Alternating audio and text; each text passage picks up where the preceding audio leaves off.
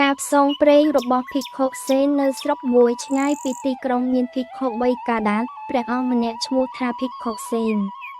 ព្រះអង្គគឺជាព្រះសង្ឃដែលពេញនិយមចំពោះប្រជាជនក្នុងស្រុកដោយសារជំនឿនិងការប្រកបសញ្ញាដោយសុចរិតថ្ងៃមួយព្រះអង្គសេនបាននិមន្តចូលទៅក្នុងព្រៃជ្រៅនិងធ្វើសមាធិឆ្ងាយពីភាពរំខានព្រឹកថ្ងៃដើមខែភទ្របទព្រះអង្គសេនយកសំពត់កន្សែងនិងឆ័ត្រធ្វើដំណើរចូលទៅព្រៃជ្រៅព្រៃនេះជាតំបន់ដែលមនុស្សមិនសូវឈានជើងដោយសារជាតំបន់មានសត្វសាហាវនិងសពសត្វព្រៃច្រើនប៉ុន្តែព្រះអង្គសេនមិនភ័យខ្លាចឡើយដោយមានជំនឿខ្ពស់លើអភិធម្មនិងការការពារពីព្រះធម៌ពេលរាត្រីកំពុងចុះភ្លឺបន្ទាប់ពីព្រះអង្គបានធ្វើសមាធិសម្រាប់នៅកន្លែងខ្ពស់មួយព្រះអង្គឮសំឡេងចម្លែកនិងបញ្ចេញក្លិនស្អុយពេលបាត់ភ្នែកមើលឃើញរូបខ្មោចព្រាយកំពុងសម្លឹងមើលចេញពីដើមឈើចំណាស់មួយតែភិក្ខុសេនមិនខ្លាចឡើយ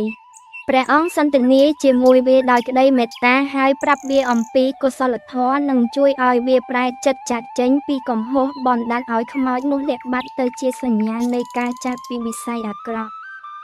ព្រឹកឡើងខណៈព្រះអង្គកំពុងស្វែងរកទឹកជាមួយស្បង់ដើម្បីស្រង់ទឹកព្រះអង្គបានជួបពស់ធំមួយជិតស្នាក់ពស់ធំនោះលាបជើងអោមសេនតែអង្គមិនខ្លាចឡើយដោយអង្គសមាធិនិងថ្លែងពាក្យមេត្តាពស់នោះបែរជាស្ងប់ស្ងៀមហើយរអិលចាក់ចេញទៅទិសទៀតដូចជាសារភាពថាវាមានការខកចិត្តជាខ្លាំង